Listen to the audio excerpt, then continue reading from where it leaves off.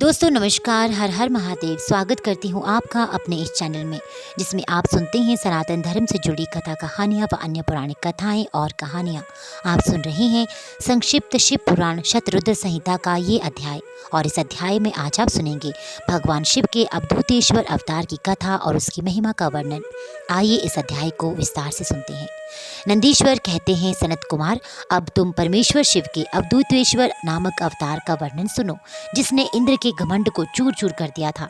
पहले की बात है, इंद्र संपूर्ण देवताओं तथा बृहस्पति जी के साथ लेकर भगवान शिव का दर्शन करने के लिए कैलाश पर गए। उस समय बृहस्पति और इंद्र के शुभ आगमन की बात जानकर भगवान शंकर उन दोनों की परीक्षा लेने के लिए अवधूत बन गए। उनके शरीर पर कोई वस्त्र नहीं था। वे प्रज्वलित अग्नि के समान तेजस्वी होने के कारण महाभयंकर जान पड़ते थे। उनकी आकृति बड़ी सुंदर दिखाई देती थी। पैराह रोक कर खड़े थे। बृहस्पति और इंद्र ने शिव के समीप जाते समय देखा, एक अद्भुत शरीरधारी पुरुष रास्ते के बीच में खड़ा है। इंद्र को अपने अधिकार पर बड़ा गर्व था, इसलिए वे जान न सके कि ये साक्षात भगवान शंकर है।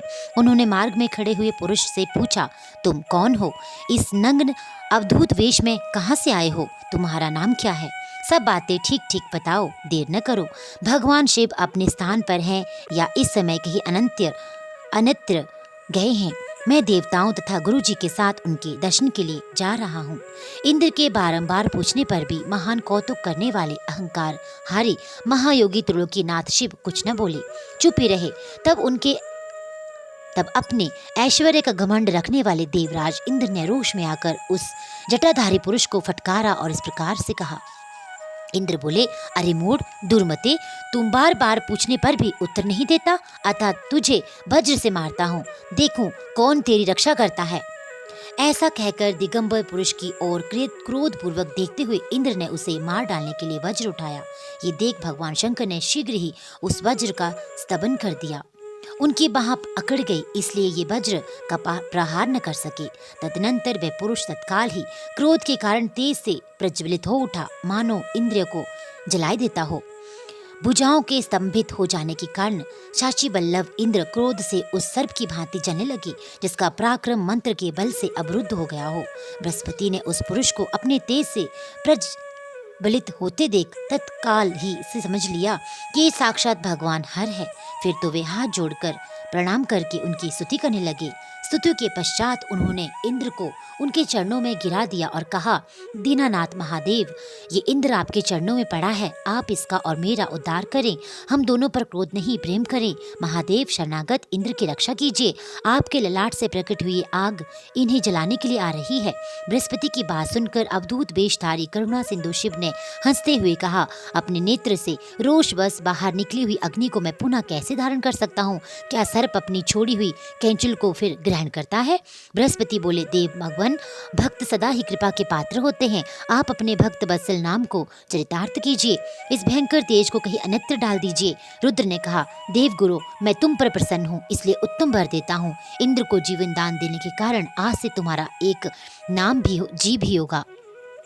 मेरे ललाट बरती नेत्र से जो ये आग प्रकट हुई है, इसे देवता नहीं सह सकते, अतः इसको मैं बहुत दूर छोड़ूंगा, जिससे ये इंद्र को पीड़ा न दे सके। ऐसा कहकर अपने तेज स्वरूप उस अद्भुत अग्नि को हाथ में लेकर भगवान शिव ने क्षार समुद्र में फेंक दिया। वहां फेंके जाते ही भगवान शिव का वह तेज तत्काल एक बालक के रूप में परिणित हो गया, जो सिंधु पुत्र जलंधर नाम से विख्यात हुआ। फिर देवताओं की प्रार्थना से भगवान शिव ने ही असुरों के स्वामी जलंधर का वध किया था। अवधूत रूप से ऐसी सुंदर लीला करके लोक कल्याणकारी शंकर वहां से अंतर्ध्यान हो गए। फिर सब देवता अत्यंत निर्भय एवं सुखी हुए। इंद्र और बृहस्पति भी उस भय से मुक्त हो उन्मत्त सुख के भागी हुए, जिसके लिए उनका आना हुआ था। वे भगवान शिव का दर्शन पाकर कृतार्थ हुए। इंद्र और बृहस्पति प्रसन्नता पूर्वक अपने स्थान को चले गए। सनत कुमार, इस प्रकार मैंने तुमसे परमेश्वर शिव के अवधूतेश्वर नामक अवतार का वर्णन किया है, जो दुष्टों को दंड एवं भक्तों को परम आनंद प्रदान करने वाला है।